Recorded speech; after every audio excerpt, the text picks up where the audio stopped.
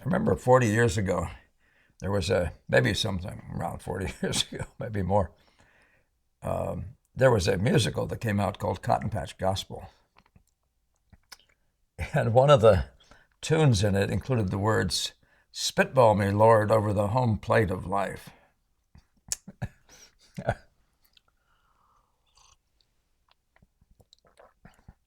That's my perception of dynamic symmetry. So to get right into it, well, before I get right into it, let me thank our three recurring donors today, Stephen J., Adam C., and Benjamin C. Thank you, gentlemen. Always appreciate it. Ever appreciated. Thank you for being steady like that. Much appreciated. All right. So, but let's go to the question. Henry Cartier-Bresson is an interesting photographer in his use of dynamic symmetry principles. Whether or not it was a happy accident he employed this technique, as some people dispute. What do you think of dynamic symmetry, Paul? Do you ever use it? Do you think it's bogus? The old J. Hambridge books, I'm referring to Dynamic Symmetry in the Greek Vase, etc. And that's from Jaz W. Thank you, Jaz. Yeah. Spitball me, Lord, over the home plate of life. Well, what is dynamic symmetry? When I was at the Art Students League, that was a thing, right? But Jay Hambridge was a guy born about the same time as our guys, maybe within 5 years, I think, of the Boston School guys. Within 10 years of Sargent, he was of that era. He's, I think, a Canadian. But he came up with some sort of a formula based on a theory, based on drawings from Greek vases. You'll have to read about it. I messed with it then, and I've looked at it since, and I looked briefly again at the drawings that people brought today to refresh myself before I responded to this. But it all comes back to me about why I do actually reject the stuff that goes on. I mean, formulas are problematical in every case. I think it was Ang who said you sort of need them, but you can't live with you can't live with them, you can't live without them, that sort of thing. Well, I'm going to just look. This is a sort of the kind of stuff you're going to see if you start looking at Jay Hambridge's book. The way the formula works, I guess you'd say. And by the way, I'm amused by all these things. The one thing about painting, it is mathematical, but it's not mathematical like this. In fact, one of the things that makes it interesting to humans is that it's not mathematical like this. It's not predictable in that same way. The human intuition, the logic, unity, and the combination, of course, of interesting and unified, unity requires math. And to do so, I say math, requires logic. There's a reason why things are going to each other, and some of it has to do with distances, and other ones have to do with shape and the roles they play in relation to others, and so on. But it's beyond simplification in this way, in my view. So, but what I really do when I look at these things is I say, well, do you really think this work is that great? Is it worthy of emulation? When I look, I've looked over and over and over at the paintings that are done by people who employ these methods, and I'm stunned by how unimpressive they are. Now, the one on the left is the best one I could find by Hambridge himself. And I don't know where it happens in relation to his thinking about the gold mean and stuff like that, or this other idea. Gold mean is related to that kind of thinking. The assumption that Greeks had some sort of an a priori use of mathematics to make their beautiful temples, as opposed to using their perception of beauty, their intuitions, and their eyes to tell them when a thing was beautiful. My theory is always that my belief is that those theories always follow. So you find something beautiful, people try to analyze the heck out of it. And I take it that this is fairly similar. Now, it is. I want to say that before I go much further, that my thing is not to be negative about other people's stuff. You use what you want to use. It's all stuff fine. the evolution of the mind, the evolution of a form, and all those things, they're all important. And so I don't want this to go there. I want you to actually ultimately be satisfied that what I really want to do is employ beauty. And the human intuition is a vastly important piece of it. And in fact, it's the crucial piece, because most people don't sit there with a formula in their head and try to test whether or not you lived up to that formula. I rather think it's like the law in the Gospels, right? The law is this thing, this hardcore thing, and you either are making it or breaking it, right? You're either living up to it, and there's all these tortuous ways. I think I've heard that there are as many as 1,100 commandments in the Old Testament, and something in the range of 600 of them in the New. And but they all come from a single source, a spirit of shall we say good, right? And so what you want to get your head around, in my view, is your that connection to the good. And I'm going to say the good, the beautiful, the true, whatever you'd like to do. As I've said, my way into truth is via beauty. And in fact, I'd share you. I think I have it here. But before I say, I'm going to share that with you in a second. But before I say that, there are a number of these things online. Here's another one where a photographer is taking, they're putting a grid on this thing and showing you that it fits in some sort of those sorts of structures. But I'm looking at it. If you can blow your eyes a little bit and look at it and say, this painting is not a. This isn't a painting as a photograph. It's not a great photograph. I mean, it's not great and I'm going to show you why I say that. If you look at other paintings by good painters, I'm going to show you one side by side. But I'm finding that most of the work that's associated with the Hambridge stuff is not very interesting. It's not good. I would never become a painter if those guys were my models.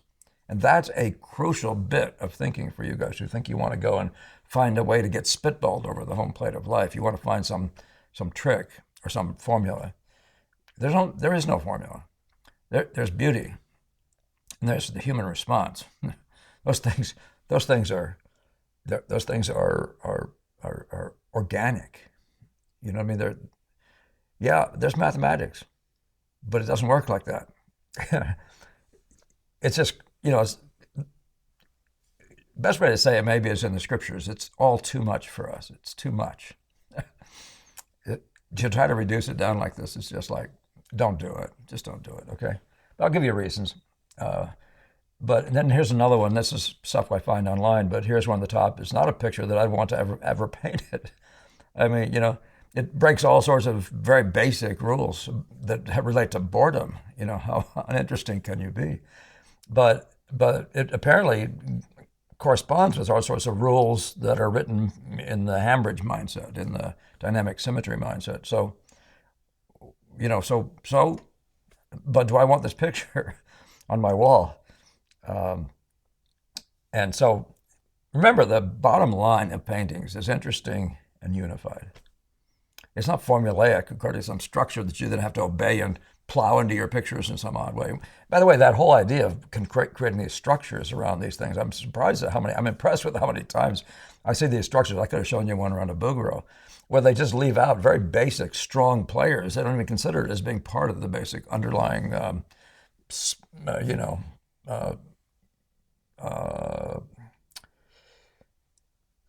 abstraction.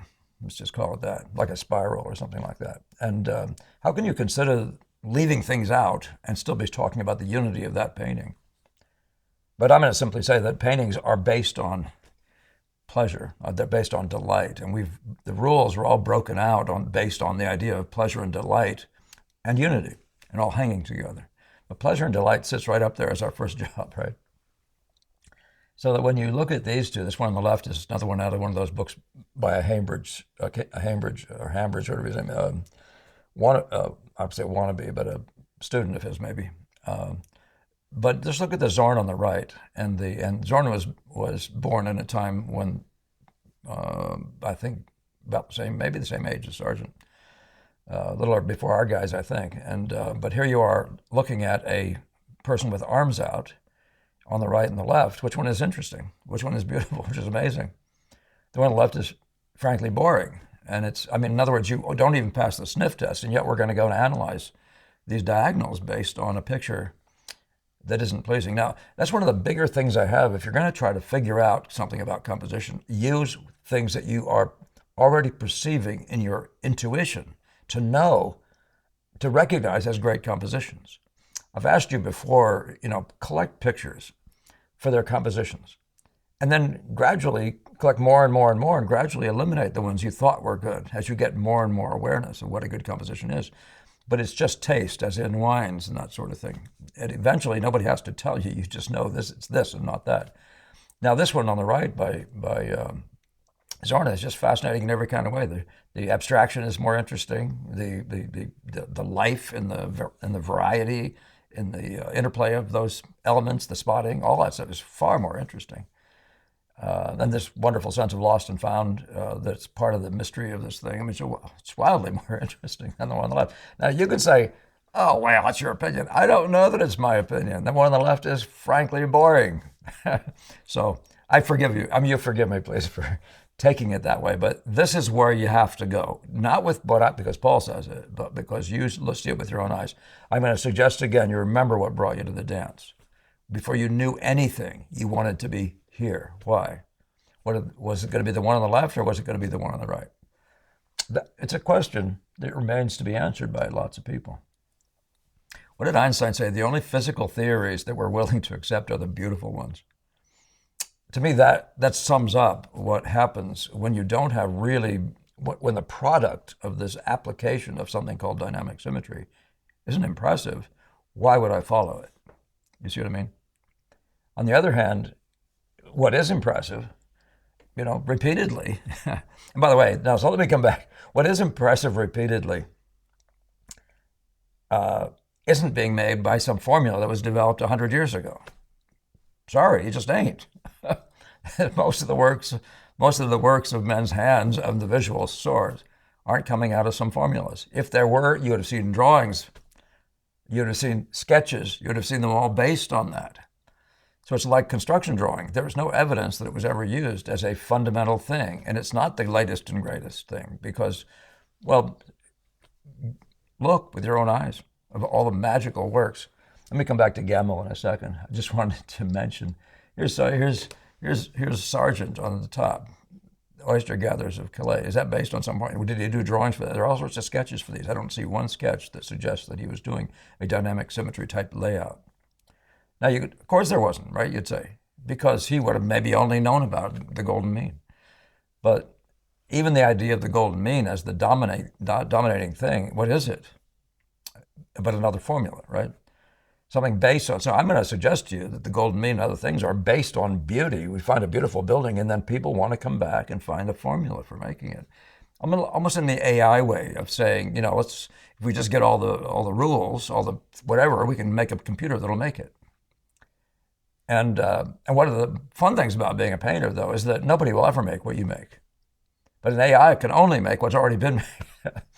That's my sort of mean take on that. There are reasons to use AI's type of stuff, especially in movies and stuff, where you actually have to, or like in a cartoon, we have to repeat things and doing it mindlessly. I mean, they did it without that stuff within the days of Disney and produced amazing results. But and frankly better than today's results, but in the ways related to things that fascinate the eye of man, But there are a lot of things that are better, more efficient, and all that sort of stuff in today's technologies. But then the one below is Pleisner, a self-evidently beautiful picture, and I'm talking about its design. Do you think that Pleisner, who was probably born at the same time as maybe within 5 years of Cambridge, you think he was using dynamic symmetry? Nobody's using dynamic symmetry to get magic. What are they using? So there are fundamental things that we've found make interest, right? and the idea of domination, and one area of dominance, right? Centers of interest, things like that. Even the movement of the eye is one of those things that I'm quite skeptical of, even though there is movement of the eye. But there's too many subjective aspects to that to even make it something worthwhile. But I'm just showing you this but I want to show you our background. So I called up Tom Dunley. We were students of Gamel's, R.H. Ives Gamel. These are two of Gamel's paintings. And And I said, do you remember Gamel talking about dynamic symmetry? You remember that time? And he said, I don't remember any such time. He never spoke about dynamic symmetry. In fact, what Tom said to me is, do you remember seeing, I remember seeing this picture with Gamel, and he apparently hadn't seen it before. And he was just enthralled with the idea of the patterns of these circles. That's what painters do with their eyes, right? They find visual entertainment. And when your organizational problem is one that absolutely is one of finding a logical and pleasing, logical meaning unity, right? So, and you'll have to figure out what that means, but not a unity out there, but the unity of the elements you have. For example, you make a whole bunch of circles like this, well, you probably have to make some of them bigger, some of them smaller, some closed, and have the spacing between them different. That's how you get to be interesting. But then you'll also find that you'll have great sweeping actions based on the what they do when they all play together, right? So those are the great, what you call the great lines of the painting, the great movements through a painting. But those things don't need a mathematical equation to be beautiful. You just move them around until they're beautiful. You just move them until they do the magic. This is much like the rest of painting. You know, you have to set something in play, and then you have to work out what would then happen, and then happen, and then happen to draw finally shall we say, a logical conclusion to your poem. But in the first element of this thing, it might have just been in his mind, in Maxwell Parrish's mind, it might have just been some circles that he thought got a big kick out of. You know, maybe he'd seen some lanterns and he saw patterns in the lanterns. Gamel's conversation was so frequently about the patterning, the distribution of the shape, and stuff like that. But it eventually came to him to, if he's going to have you could have this whole fascinating abstraction dominating a rectangle in a very beautiful way, and yet the tree going through one of them makes this one different. This one being cut off slightly, this one having a head in it, and all the different sizes of all these other ones and the different brightnesses of them, making a configuration in the abstract. And this one, which perhaps is the moon, being the chief implied one of all. So how do you get to interesting?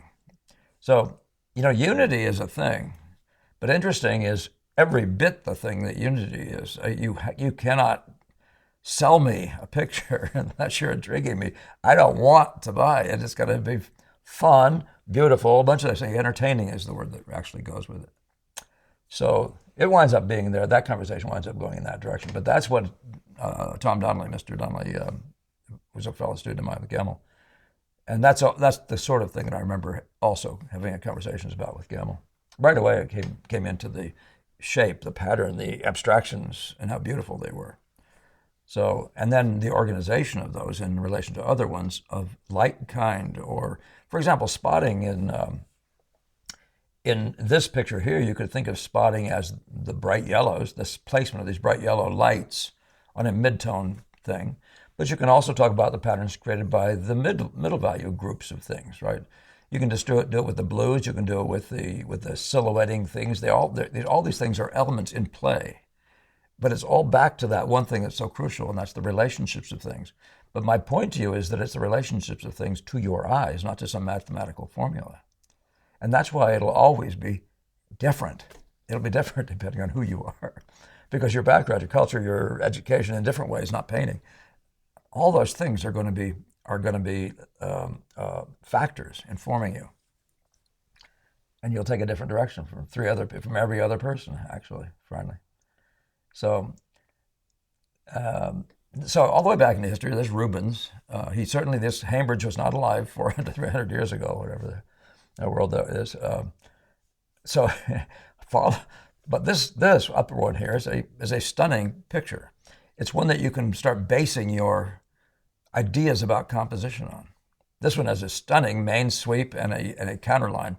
That's a thing that Jerome, the guy down below, talks about specifically. He doesn't talk about the formulas of the Greeks in their temples or the vases. He talks about the rectangle.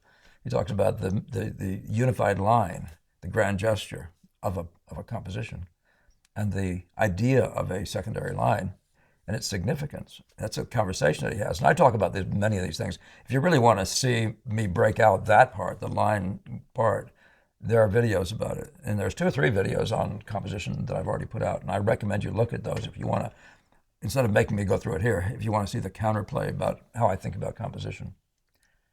But here's Hunter below and Chardin above. And again, way back when, you could just see that this is delightful to look at with your eyes. And we know what it is. It's the play of elements, like elements, in the case of these bottles, the timing between them, the size differences, and all that sort of stuff. And it has everything to do with how interesting can you be with a very shallow color range. That's in the Hunter case, right? So you can see he's living between some pretty neutral sort of cools and then very, very weak, rich red, rich yellows as their sort of range graded or chromatically. This has got a bit more of a range. I think there's more than that in real person. And the one I showed you a second ago, this one here doesn't even begin to address. But you can see the range from really bright to quite dark. And that's fairly typical of his. I think the darks here are probably a little too dark, but you can see there's this whole range through the chromas. But then it becomes this whole idea of the distribution of the red, yellows, and blues, and the games they play in an abstraction. So, yeah. The idea of working from a formula, you may have things they're classically sort of things to avoid. Like you don't put something right in the middle. Why? Because there are what we've determined over time to be laws of equality. So the law of inequality, I guess is the way somebody puts it. But the idea is put it in a more dynamic spot so that it stays alive. But you put it in the middle and all of a sudden you create a static, right? It's not as interesting. And most of what we do is based on not as interesting. But then once you set something in motion, a timing thing, then it begins to be setting the tone for the timing of everything else that winds up in that picture. So it's much like if you were trying to do a numbers formula. If you say 1, 3, 8, what would the next number be, right? And by the time you get to 4 or 5 of those numbers going out, you'll say, oh, I see what the formula is. I see what's happening. And that's a logical visual thing as well. But you have to tune yourself to your eyes and get out of your heads. So if these things are not apparently beautiful, they're not beautiful and entertaining on the surface, we have a problem. And we don't want to learn from these guys, do we? Just remember what brought you to the dance. That's the most important thing I can tell you. All these guys obey the very basic laws of give me an interesting spot, and everything else is rather a departure from that. It's a thing. But I'd say leave it at that for now. But it's the most important thing. I love looking at Vermeer's.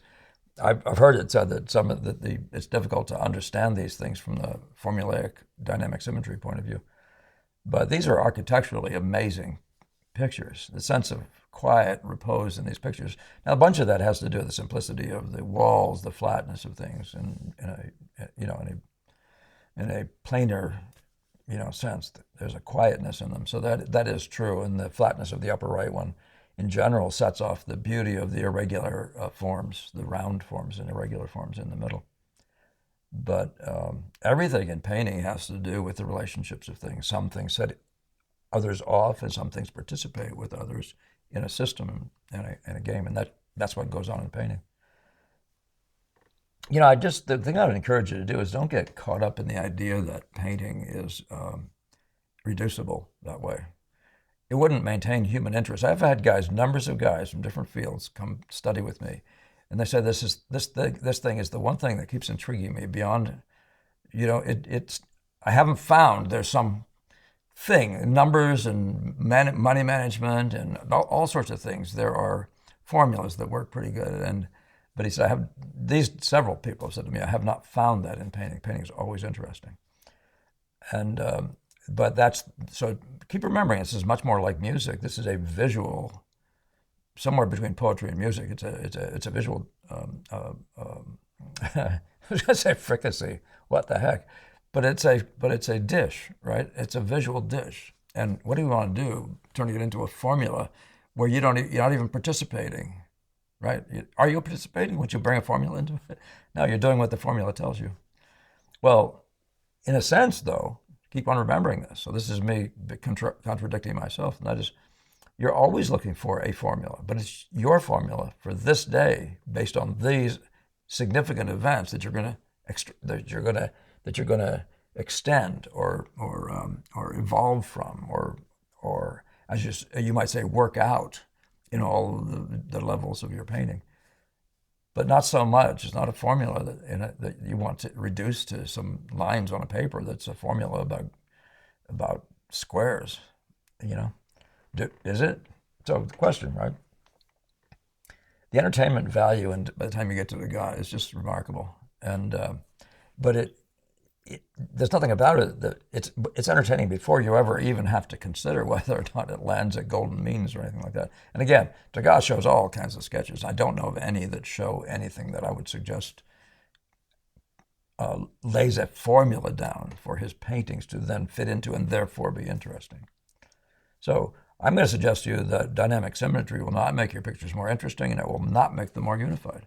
It'll just make them more static. It'll make them more predictable, which is exactly what you don't want in painting. Anyway, let's look at Degas just one more time. Now, so what you're getting here is pure visual entertainment in both cases here. The bottom one a little more evident in color, and the upper one. So whatever else you want to make of it, that there might be something rather like a spiral in one of them and some other kind of thing in the other one. This stuff is beautiful before you ever get there. And I'm going to suggest to you that Degas and every other painter worked strictly with his eyes, and with things like timing between, and with size relationships, and with values setting off other values in different ways. And there's an intrinsic action that you would call, that has to do with timing in all these categories that makes for this strange music. But you set up something, like you might in this case have just been impressed with his blast, or even with the way this handle of this fiddle, bass fiddle, whatever it is, lines up and makes parallels with this. It might have been all you had. But then it begins to be this visual intrigue. When you get this splash, you get this dark coming up here and starts spreading out and then bounce out into here. And all of a sudden the legs and everybody else starts having a connective tissue element going on. So, so my point to you is we want to be interesting and unified. The color schemes want to be unified. And I don't know what the color scheme thing is that you do with golden mean diagonals and triangles and squares and stuff like that. Color play is a matter of timing, and timing is a matter of your eye impressing you. If you look at Jerome's, the timing between color notes is really lovely, in the same sense as a what's called an impressionist like Degas. So, yeah. But yeah, I don't know how much that's coming through, but I would, if you're in our game, if you're in my game, you're there because you love what happens on a canvas, and particularly on this one and that one and this one and this one and this one and that one.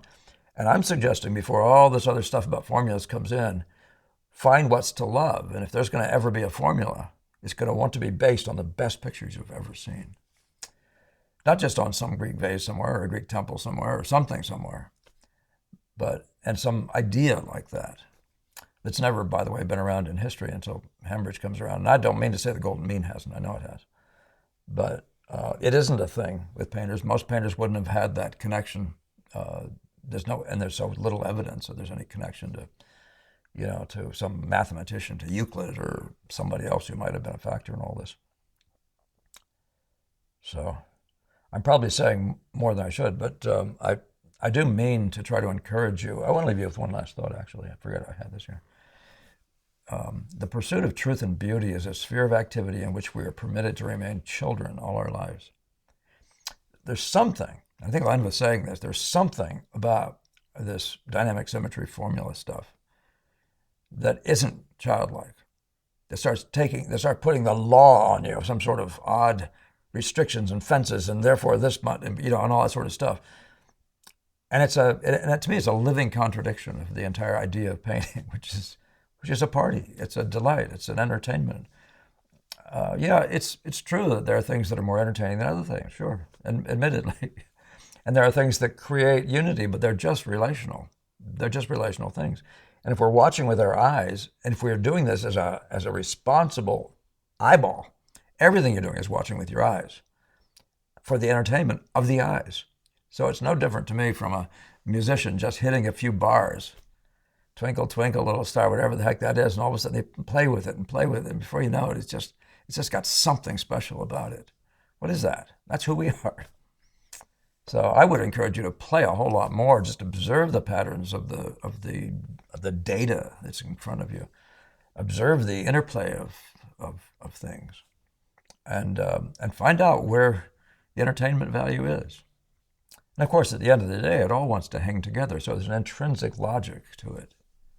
But it's not a logic. It's the logic of your picture, which is based on the relationships of things. So it all comes back to the beauty of this whole idea that everything, it's the 3 R's: relationships, relationships, relationships.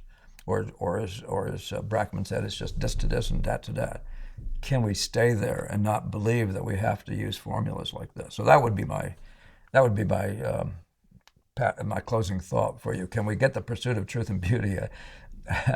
That is a sphere of activity in which we're permitted to remain children. Or can we remain children? I'm telling my students to keep eating the dessert. Stop thinking that you got to eat the meat and the vegetables and all this stuff. Just keep thinking this is about the party. This is about the joy. It's about the life, not about the rules and some structure, But especially watch your results. If the results of your work when you do this kind of stuff, as I said before, Barnstone and other people that were using this stuff, I've never seen anything that would make me want to emulate this. So if you're going to borrow from somebody, borrow from a millionaire, somebody whose work you just want badly. And if they have something to say about formulas, you might listen to them. Okay? And there are things like formulas. As I've said, there's such a thing as the main line in the picture. That's really true. And I talk about numbers of other ones in my other videos. So, all right. Spotting is one of the Boston schools really fun and good about, the distribution of spots, the play of spots, the play. And it's all through a rectangle, so we accept that from the beginning, mostly, sometimes in a circle, sometimes in other things. But yeah, by their fruits you'll know them. If you don't like the work, there's something about the formula. Now you could say they're just inept at applying the formula, but the second part of it is, why would you want to work from a formula in the first place? Okay. So I hope that isn't too tedious for you, Jazz, and I hope for the rest of you and everybody it's not, I hope I don't come across as being negative. I'm telling you, this is all about delight. So, and it's all about the human intuition driving it all, whether or not certain people believe that. That some people really demote the intuition, and I find that really surprising.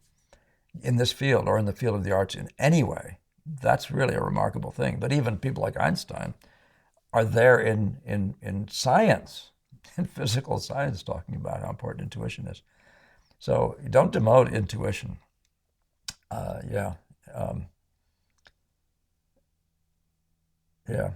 Other thoughts sometimes come to mind with that. But I think I'll leave it at that. Yeah, there are things I wish I'd said, but so if anybody wants to follow up on this, I mean, I'm not talking as somebody who's gotten involved deeply in that. I'm just looking from this on the face of it, and I don't get involved in formulas and other things. When the work on the face of it doesn't impress me, I don't. Gamel used to say, borrow if you're going to borrow from a millionaire. Use your eyes. That's what the millionaires read. You just use your eyes. It's beautiful. I showed you pictures. These pictures are all marvelous to look at. Look at those two guys. Look at this. Borrow from these guys. Borrow from these guys. Borrow from these guys. See what I mean? Borrow from these guys. Borrow from Pleisner and Sargent. Borrow from the distribution games being played by Maxfield Parrish. Borrow from Gamel. But I'm not so convinced about, I wouldn't borrow from these guys, just saying. The one on the left more than any of the others, though, by the way. So thank you, Jazz, for your question, and I'm looking forward to seeing what somebody who really is deep into this thing has to say about what I'm saying and responding to that. All right, I'm stirring it up now, right? All right, take care. See you next time.